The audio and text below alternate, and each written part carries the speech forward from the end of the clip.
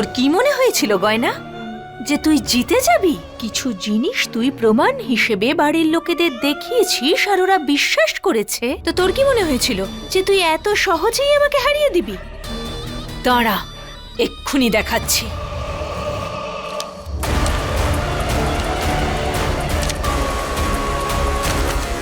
আর তুই কি ভেবেছিলি যে তুই খুব শক্তিশালী হয়ে গেছিস? না, এইবার তোকে লড়াই করতে হবে সব খারাপের সঙ্গে, সব অন্ধকারের সঙ্গে। এইবার তুই হারবি, আমার পায়ে পড়বি আর আমার কাছে ক্ষমা চাই। আর পরের আঘাত তোর শরীরের উপর হবে না, বরং তোর ভরসার ওপর হবে, তোর বিশ্বাসের ওপর হবে, তোর সততার ওপর হবে। রাত এখনো বাকি আছে গয়না, আর এইবার তোর জীবনে আলিয়া নামের ঝড় আসা এখনো বাকি আছে।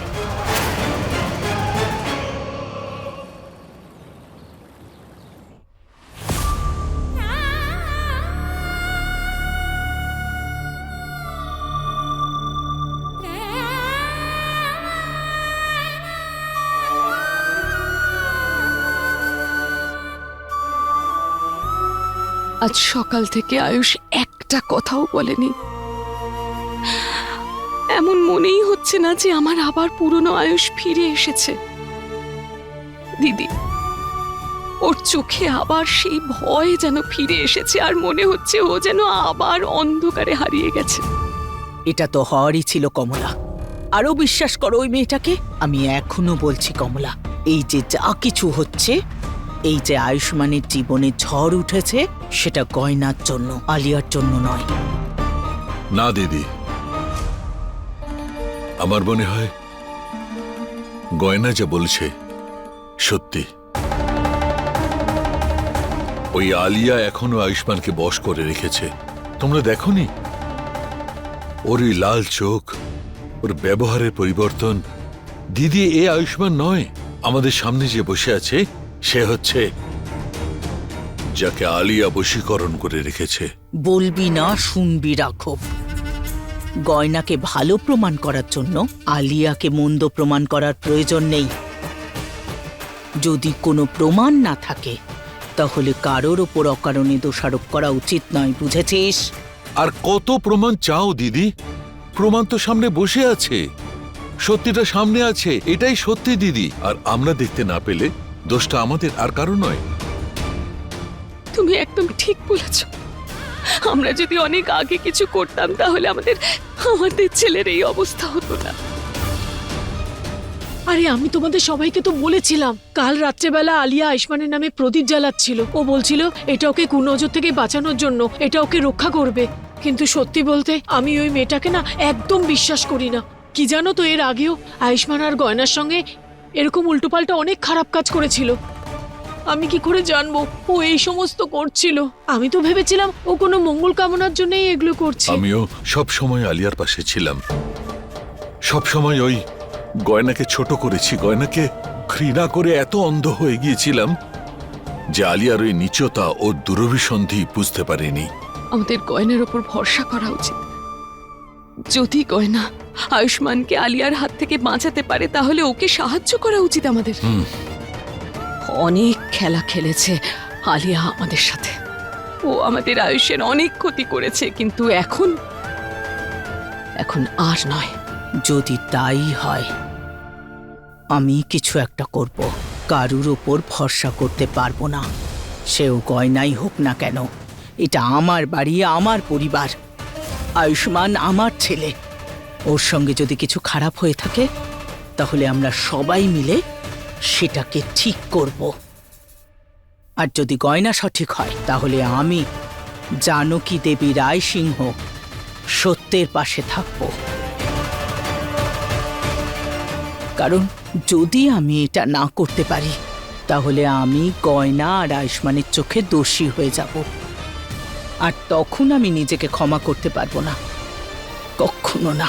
আমি আয়ুষের মা দিদি, আর একজন মা ততক্ষণ শান্তি পায় না যতক্ষণ না সে তার সন্তানকে অন্ধকার থেকে বের করতে পারে।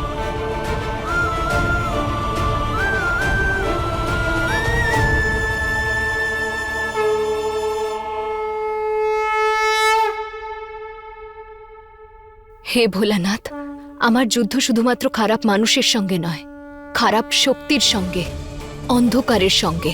আর আমিও প্রতিজ্ঞা করেছি, আমি এই খারাপ শক্তিকে হারিয়েই ছাড়ব। আমি জানি যে সত্যি প্রমাণ করতে সময় লাগে, কিন্তু যদি আমার উদ্দেশ্য সৎ হয়, ইচ্ছাশক্তি মজবুত হয়, তাহলে ভগবান আমার সঙ্গ নিশ্চয়ই দেবেন। তাই ব্যাস, এবার সময় এসে গেছে সত্যের আলো দিয়ে অন্ধকারের বিনাশ করার। যে বাড়িতে সত্যের জোর বেশি, সেখানে মিথ্যে বেশিক্ষণ টিকে থাকতে পারে না।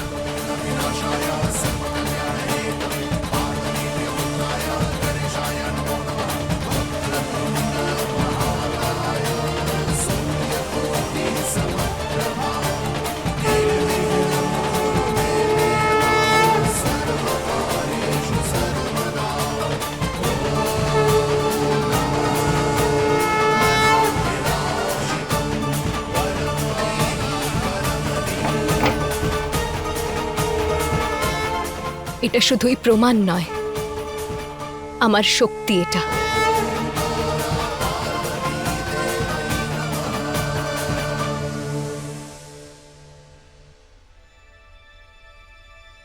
আজ আমি এই বাড়ি থেকে অন্ধকারের বিনাশ করেই ছাড়ব।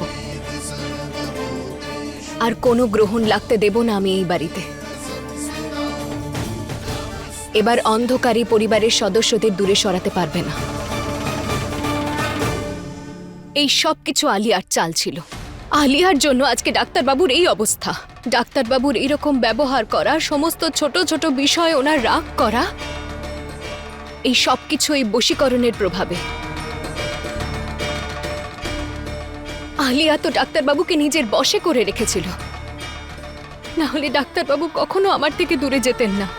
আরে আমরা তো দুটো শরীর, একটা প্রাণ, আমাদের দুজনের মনই একটা। না হলে ডাক্তারবাবু এমন ব্যবহার কেন করবে? হ্যাঁ ডাক্তারবাবু, খারাপ আমি নই, আপনার শত্রু আলিয়া আমি নই। আপনি অন্ধকারে বেঁচে আছেন, কিন্তু আমি আপনাকে আলো দেখাবই। এইসব তন্ত্রমন্ত্রই খারাপ শক্তি। এসব যারা করে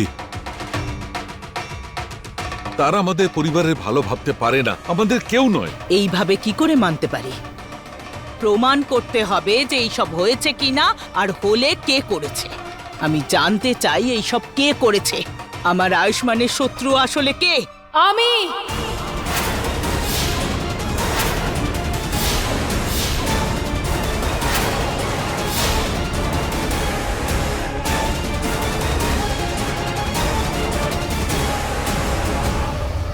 হ্যাঁ, আমি এসব করেছিলাম, কারণ আমি যাই করতাম তখন আপনাদের তো সবসময় কমই মনে হতো। সবসময় তো আপনারা এটাই বলতেন যে গয়না এই করেছে, গয়না ওই করেছে, গয়না গয়না গয়না গয়না। বিরক্ত হয়ে গেছিলাম আমি, সেই জন্য আমি ওসব করেছি। তাহলে ঠিক আছে, আমি খারাপ তাই না? তাহলে এবার আমাকেই সহ্য করো। আলিয়া, এই চুপ! আর তোমাকে আমি ভয় পাই না, বুঝলে? আমাকে ক্ষমা করে দেবে তোমরা। আমি বুঝতে পারিনি ও নিজের জন্য এতটা নিচে নামতে পারে, সব সীমারেখা পার করে দেবে। আরে আমি তো শুধুমাত্র ওকে সাহায্য করছিলাম। হ্যাঁ, আরে আপনি তো শুধু ছিলেন পাশার দান, যে সত্যিই কোনো কাজের নয়। দাবা খেলার সেই ঘুঁটি যে নিজের রাজাকেই মেরে ফেলে। আচ্ছা, আমি তোমার চাল ছিলাম, ঠিক আছে। আজকে আমি এমন চাল চালবো যে তোমাকে একেবারে শেষ করে দেবে। আচ্ছা, ভুলে যেও না, খারাপকে শেষ করা অতটাও সহজ নয়। এই, খারাপকে যতই তুমি দাবানোর চেষ্টা করবে, সে উল্টে তোমায় আঘাত করবে। একদম ঠিক বলেছ তুমি। কত চেষ্টা করবে তুমি করে নাও, কিন্তু খারাপ যখনই আক্রমণ করবে, ভালো তার সামনে ঢাল হয়ে দাঁড়িয়ে থাকবে। কিন্তু অসততার অনেক জিত হয়ে গেছে এই বাড়িতে। এবার জিত শুধু সত্যতারই হবে।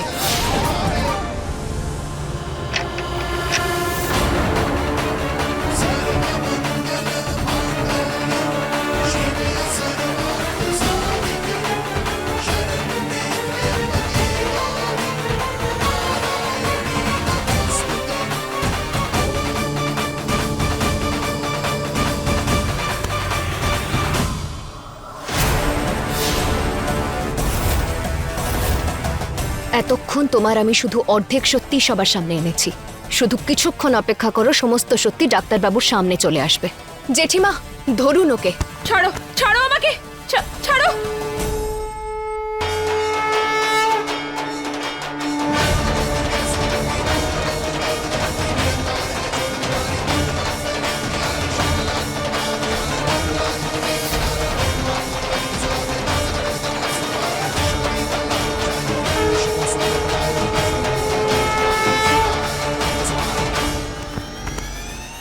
আয়ু বেবি, আয়ু বেবি, ও মিথ্যে কথা বলছে।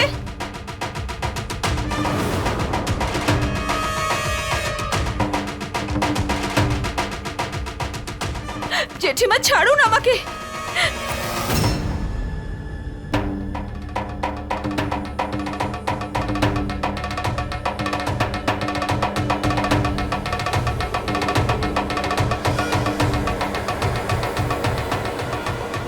আয়ু বেবি,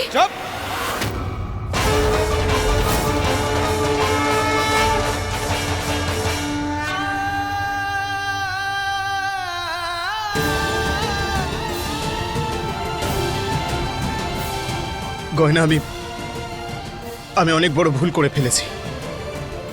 গয়না, আমি তোমাকে চিনতে পারিনি। যেই সময় তোমার আমাকে সব থেকে বেশি প্রয়োজন ছিল, সেই সময় আমি তোমার হাত ছেড়ে দিয়েছিলাম।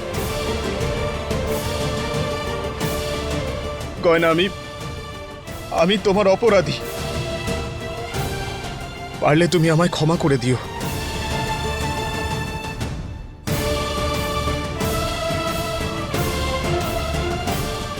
না ডাক্তারবাবু, আপনি ভুল নন। আপনার ভালোবাসার জোরেই তো আমি মৃত্যুর মুখ থেকে ফিরে এসেছি। আপনার জন্য তো আমি সবকিছু ছেড়ে দিতে রাজি ছিলাম, আর আমি প্রমাণও দিয়েছিলাম। কিন্তু আপনার ভালোবাসা, আপনার সঙ্গ আমাকে আবার ফিরিয়ে আনলো, আমাদের আবার এক করে দিল। গয়না তুমি,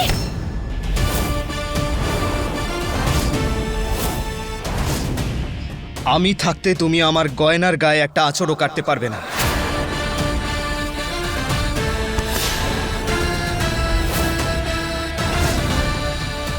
আলিয়া, তুমি চাইলেও এখান থেকে কোথাও যেতে পারবে না। এখন তুমি এই বাড়ির জন্য রহস্য নয়, দোষী। আর তুমি যেখানেই যাওয়ার চেষ্টা করবে, এই পরিবার তোমার সামনে ঢাল হয়ে দাঁড়িয়ে থাকবে। আর তুমি চিন্তা করো না, তোমার ব্যবস্থা আমি সব করে রেখেছি। ইন্সপেক্টর সাহেব! গয়না, গয়না, তুমি এটা ভালো করলে না। আমি হারতে পারি না, আর তুমি জিততে পারো না। আমি প্রতিশোধ নিতে আসবো। ছাড়ো আমায়, ছাড়ো।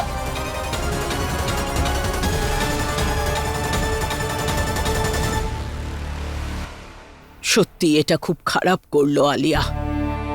ও শুধু আয়ুষ্মানের ভালোবাসাকে হারালো না, এই পরিবারকে হারালো। এই পরিবার যে একসময় ওকে খুব ভালোবাসতো, কিন্তু ও তো এর যোগ্যই নয়।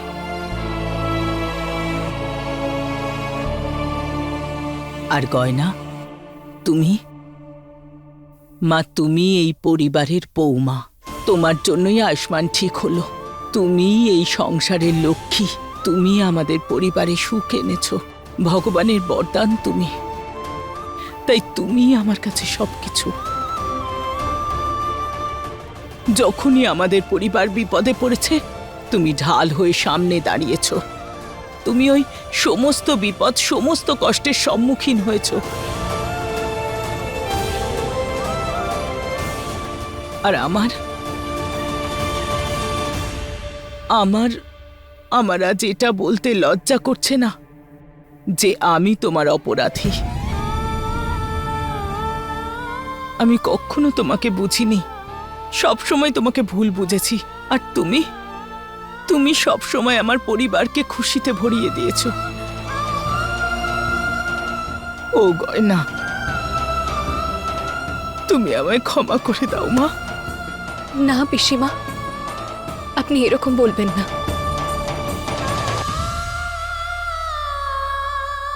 গয়না, আমাকেও ক্ষমা করে দাও। আমি তোমাকে বুঝতে পারিনি। গয়না, আমার গর্ব হচ্ছে যে তুই আমাদের বউ মানুষ, এই বাড়ির মেয়ে।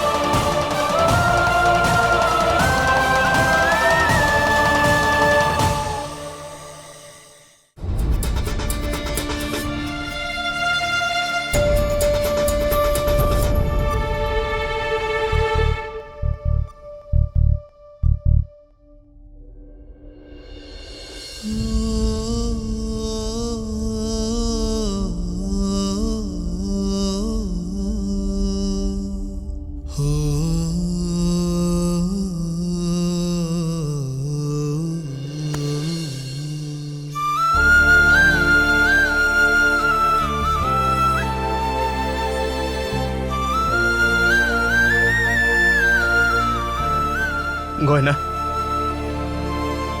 আপনি ঠিক আছেন তো ডাক্তারবাবু?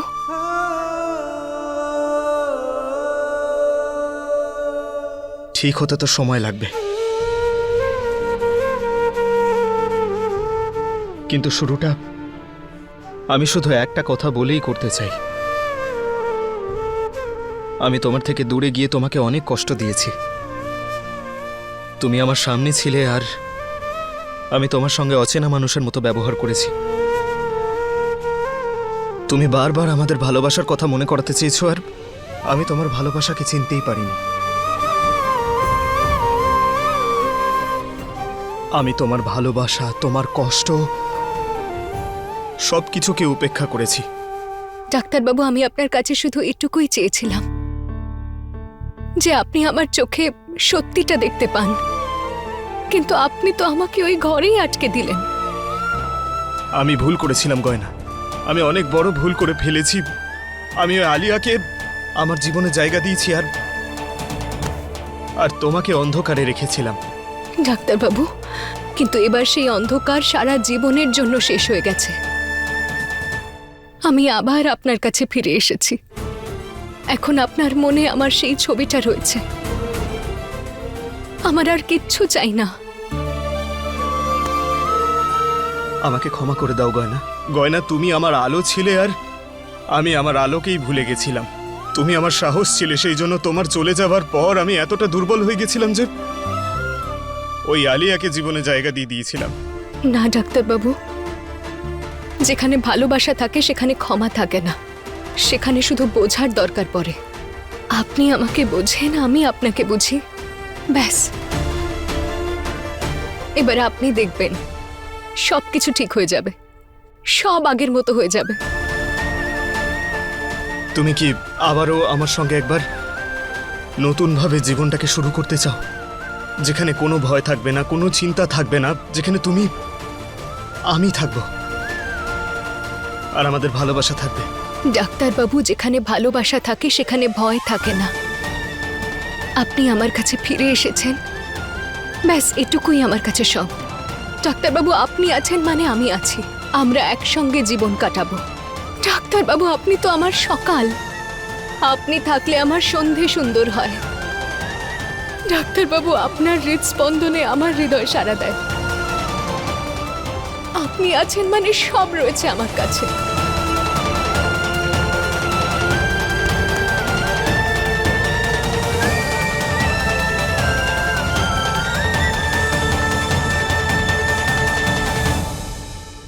আরে সাবাস!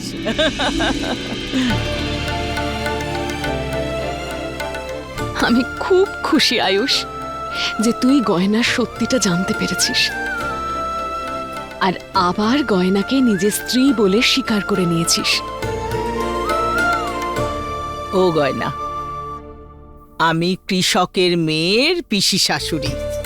সব সমস্যার সমাধান করতে পারি না, তবে একটা সমাধান বের করেছি আমি। কে পিসিমা? ও বড় বউ। হ্যাঁ, আরে আমি যেটা রেখেছিলাম সেটা নিয়ে শোনো। এ কমলা, এসো এসো এসো।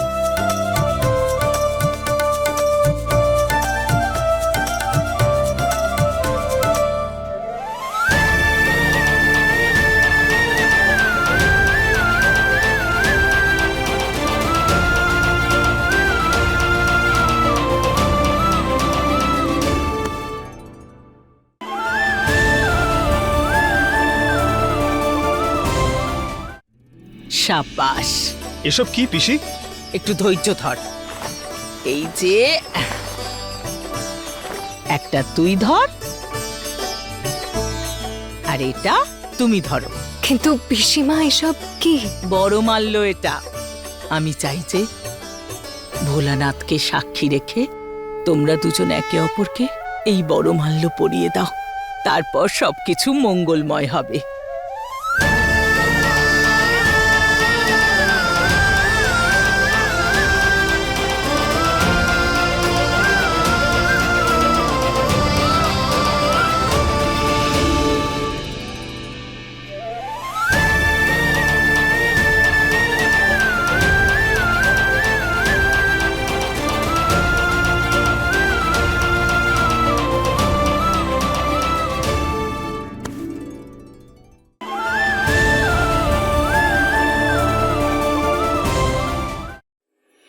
कैसे बहे गंगा सूरज के आंगन में, कैसे खिले धूप बरखा सावन में, कैसे मिले आसमां जमीन से,